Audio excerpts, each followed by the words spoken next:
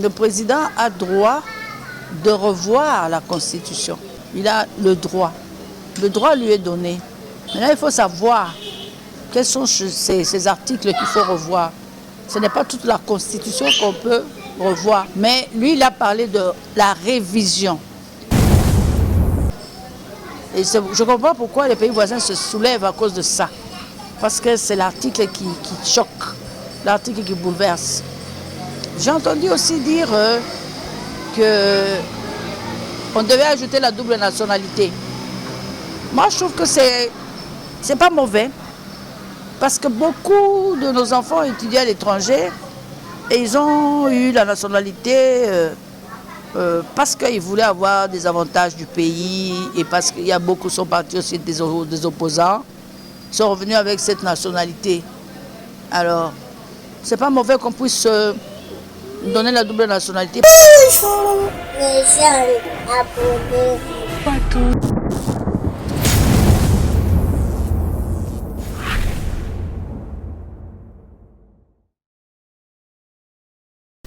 Le président a droit de revoir la Constitution. Il a le droit. Le droit lui est donné. Maintenant, il faut savoir quels sont ces articles qu'il faut revoir. Ce n'est pas toute la Constitution qu'on peut revoir. Mais lui, il a parlé de la révision. La révision, c'est-à-dire qu'il y a des modifications à faire, des choses à apporter, des choses neuves. Et je trouve qu'il en a le droit parce que en entendant les propos des uns et des autres, j'ai trouvé qu'il y avait des articles qu'il fallait modifier. Par exemple, un article qui parle de conflit entre les terres. Si on est en conflit avec un pays limitrophe et tout, il faudrait céder la terre à nous là. Personne ne pourra concéder à cette chose-là. Je me demande même comment cette proposition-là a été gardée jusqu'à l'heure. Et c'est pourquoi nous sommes en guerre, peut-être à cause de ça. Et je comprends pourquoi les pays voisins se soulèvent à cause de ça. Parce que c'est l'article qui choque, l'article qui bouleverse. Nous, les pasteurs, on évite de frustrer ni l'un ni l'autre. C'est pourquoi on nous demande la neutralité. Dieu peut vous donner même un homme bon comme un homme méchant. Un méchant, c'est vous frapper, vous corriger. Un homme bon, c'est pour vous amener à aller de l'avant. Moi, j'aurais souhaité que Papa Mokonzi bengana no batu ba tête d'affiche nyos avant nana bango a expliqué bango tala ba article singli to changer yangoyo à faire comprendre bango. Merci d'abord de venir prendre mon opinion. Moi, je suis servante de Dieu. Moi, je parlais selon Dieu. Je ne suis pas politique et tout. Ce que je sais, c'est que le président a droit de revoir la Constitution. Il a le droit. Le droit lui est donné.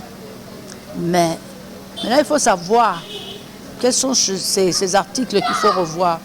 Ce n'est pas toute la Constitution qu'on peut revoir. Si on change, on veut revoir toute la Constitution, on l'appelle changer de Constitution. Mais lui, il a parlé de la révision. La révision, c'est-à-dire qu'il y a des modifications à faire, des choses à apporter, des choses neuves. Et je trouve qu'il en a le droit parce que, en entendant les propos des uns et des autres, j'ai trouvé qu'il y avait des articles qu'il fallait modifier. Par exemple, il y a un article qui parle de conflit entre les terres. Si on est en conflit avec un pays limitrophe et tout, il faudrait céder la terre à nous là. Personne ne pourra concéder à cette chose-là. Je me demande même comment cette proposition-là a été gardée jusqu'à l'heure. Ça, c'est vraiment donner vraiment la terre gratuitement à nos ennemis. Et c'est pourquoi nous sommes en guerre, peut-être à cause de ça. Et je comprends pourquoi les pays voisins se soulèvent à cause de ça. Parce que c'est l'article qui choque, l'article qui bouleverse. J'ai entendu aussi dire qu'on devait ajouter la double nationalité. Moi, je trouve que c'est pas mauvais. Parce que beaucoup de nos enfants étudiaient à l'étranger et ils ont eu la nationalité parce qu'ils voulaient avoir des avantages du pays et parce qu'il y a beaucoup qui sont partis aussi des opposants, sont revenus avec cette nationalité. Alors, c'est pas mauvais qu'on puisse donner la double nationalité parce que si vous voyez même dans la politique, par exemple la politique française, partout, il y a toujours des gens qui ont eu des nationalités qui viennent d'ailleurs. Il y a des Juifs, il y a des Polonais, il y a des Hollandais, mais qui sont français, qui sont même au pouvoir. Voilà, ça on peut aussi accéder. Mais moi, en tant que servante de Dieu, je trouve qu'il faut réviser la Constitution. Pourquoi? En commençant par le drapeau. Vous savez que nous, quand on a prié pour le Congo, quand mon mari s'est converti, le Seigneur nous a montré le drapeau qu'on devait changer. On devait changer celui-ci. Parce que vous voyez la trace du milieu, là, le rouge. Le Seigneur nous avait dit que c'était le sang qui allait couler beaucoup dans le pays. Et si nous gardions ce drapeau, nous aurions toujours du sang dans notre pays. On n'aura pas de repos. On n'aura que des guerres, des guerres, des guerres. Il fallait mettre le drapeau que Mosè avait remis. L'étoile jaune avec les petites étoiles accompagnées. C'était le drapeau qu'il fallait. Le totem du Congo, c'était le lion. Avant, c'était le... Vous savez, à l'église, on a tout. On a et les opposants, on a aussi les gens du pouvoir. Donc, l'église, c'est un rassemblement. Alors, nous, les pasteurs, on évite de frustrer ni l'un ni l'autre. C'est pourquoi on nous demande la neutralité. Si nous sommes dans l'opposition, nous péchons même contre Dieu qui a élevé, parce que c'est lui qui élève et celui qui abaisse. Moi, j'ai toujours dit, si vous lisez Romains 23, l'autorité vient de Dieu. Celui qui conteste l'autorité en place, parce que Dieu peut vous donner même un homme bon comme un homme méchant. Un méchant, c'est vous frapper, vous corriger. Un homme bon, c'est pour vous amener à aller de l'avant. Maintenant, c'est à vous de prier pour qu'il change. S'il est mauvais, qu'il soit bon. Mais si l'Église ne fait pas son rôle, si l'Église ne joue pas son rôle, moi je suis pour les serviteurs de Dieu qui sont dans l'opposition. Nous avons une neutralité. Priez pour les autorités. Priez pour tous ceux qui nous dirigent. Ce n'est pas injurier les autorités, ce n'est pas critiquer, prier. C'est ça la différence. Et nous allons conclure pour ne pas viser de votre temps. Vous allez nous dire tout simplement à Lingala, quel serait votre message à l'endroit de monsieur, pas de monsieur, à l'endroit des opposants et du président, notre président Félix Tshisekedi. Le message est proposé là. Dans le moment où nous avons changé la constitution, nous avons changé. Moi, j'aurais souhaité que Papa Mokonzi abengana no batu ba tête d'affiche nyos avant nana bango a expliquer bango tala ba article sengri to changer yangoyo a faire comprendre bango mais ba opposant na biso ka ndenge bazo benga ba opposant ba s'opposer même à na invitation c'est quoi ba koya ndenge c'est ça le problème chez nous. Non la ta bengi ba koya c'est ça le problème. Moi, je conseillerais au président de les appeler. Toutes les têtes d'affiche. Il leur parle directement en disant, voilà, je ne suis pas pour le changement de la Constitution, mais je suis pour la révision. Je ne veux pas demeurer éternellement au pouvoir. Il a dit lui-même qu'il ne va pas toucher à l'article là de la prolongation. Il a dit lui-même. Pourquoi ne pas le croire? Leur bataille, c'est quoi? Oh, il veut s'éterniser, il veut s'éterniser, il veut s'éterniser. Non. Qu'il les appelle, il leur explique. Voilà, je vous garantis que je ne briguerai pas encore un autre mandat. Mais voilà ce qui est mauvais dans notre Constitution. Tel article, tel article, tel article. Vous croyez qu'il n'y aura pas paix? Vous croyez qu'il n'y aura pas paix? Moi, je suis pour la paix de ce pays. Les gens souffrent tellement que nous n'avons pas besoin de turbulences, nous n'avons pas besoin de guerre. Nous avons déjà la guerre de l'Est. Nous ne voulons pas du désordre dans la capitale. Nous, on prie pour la paix. Et nous ne voulons pas que des personnes viennent perturber cette paix-là. Voilà. Pasteur Ilunga Germain, c'est ici que nous mettons en point. Nous sommes très ravis. Moi aussi. Soyez bénis. Amen. je peux répondre à cette question en deux volets. La première des choses, on ne peut pas dire que le président n'est pas entouré de l'Église. Le président est entouré des hommes de Dieu. Mais quels hommes de Dieu? Vous savez, le fardeau du pays n'est pas donné à tout le monde. Hein? Il y a des gens qui ont prié pour ce pays. Il y a des gens qui sont conduits par le Saint-Esprit, qui connaissent les soubassements de ce pays, qui ont milité, qui ont prié pour ce pays. Et si on vous prend, on vous met à la présidence, vous ne connaissez pas ces choses-là. Vous allez le conseiller en quoi? C'est ça le défaut premier. Et puis le deuxième défaut, c'est la réputation de l'Église, la réputation des hommes et des femmes de l'Église. C'est ce qui nous tue, parce que souvent nous y allons rien que pour notre ventre, souvent nous y allons rien que pour demander de l'argent, souvent nous y allons rien que pour flatter le président, vous êtes béni, Dieu ne tiendra devant toi. Hein? Mais les vrais serviteurs qui ont l'amour de la nation sont loin. Vous voyez? Mais ceux qui sont proches, bon, il y a des autres qui le conseillent en bien, mais pour, par exemple, parler au président, il faut avoir un esprit supérieur pour lui reprocher, ne faites pas ça, ne faites pas ça.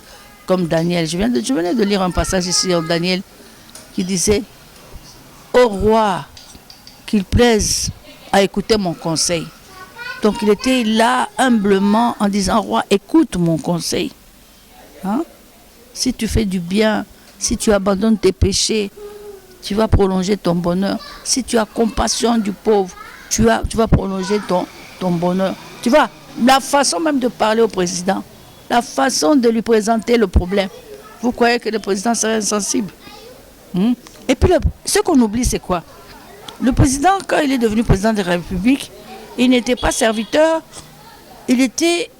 Lui, c'est une opinion simplement, c'est un coup de gueule, comme on l'appelle, quand on se fâche. Est-ce que le président dit ça? Le président reste sur la révision de la Constitution. C'est pas parce qu'un chef d'un parti a prononcé ce terme-là que tout le monde va le suivre. Non. Moi, je crois que le président, il est capable de réviser pas changer. Changer, il faut changer tous les articles. Dans les moments pareils, les maçons, de turbulence, quel est le rôle de l'Église? Quel est le rôle du pasteur exactement? Parce qu'on ne vous attend pas en réalité. Ben, je suis là, non? Est-ce que vous nous avez cherché? Vous nous avez cherché. Vous êtes venu me chercher aujourd'hui. Voilà mon opinion. Voilà ce que je donne. Parce que, vous savez, hein, même dans la Bible, il y a eu changement de constitution. Si vous lisez Nombre 25 et les filles de Tsélophag, ce sont des filles qui ont plaidé. Il y avait une loi que les filles ne devaient pas hériter. Et cette loi venait de Dieu lui-même, le Créateur. Et quand elles ne se sont pas tues, elles sont allées voir Moïse. Moïse a dit, ah, ce n'est pas moi. Je vais rentrer à celui qui avait érigé la loi. Et quand il est allé prier, le Seigneur a dit, les fils de Tsélophag ont raison. Donc, on peut modifier les lois. Et c'est depuis lors que les femmes ont commencé à recevoir l'héritage. C'est quelque chose de fort, non? Vous voyez?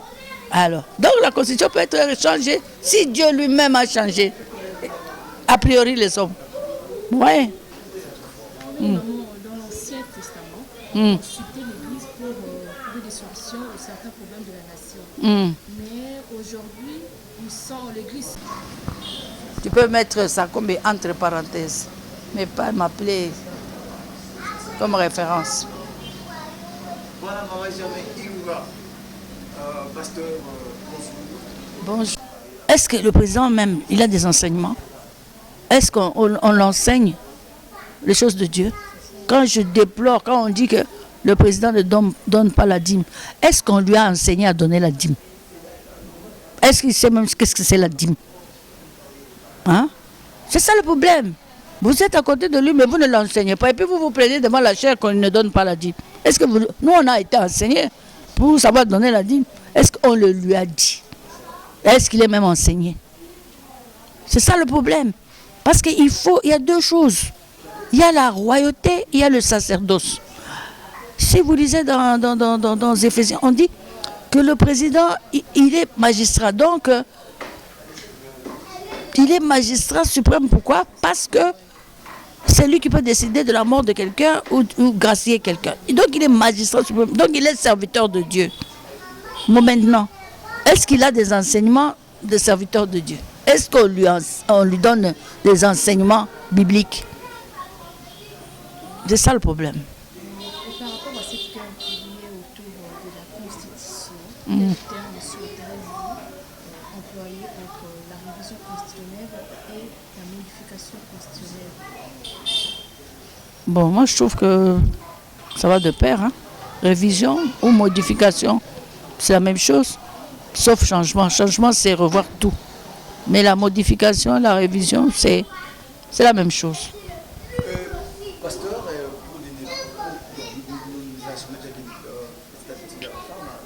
vous allez nous aider quand même à nous parler sur le comportement, je dirais, de nos combattants, je vais un peu les termes, vis-à-vis des hommes de Dieu. Ça vous fait comment quand vous entendez un combattant qui critique un homme de Dieu, qui insulte même pour aller loin? Moi, je ne sais pas.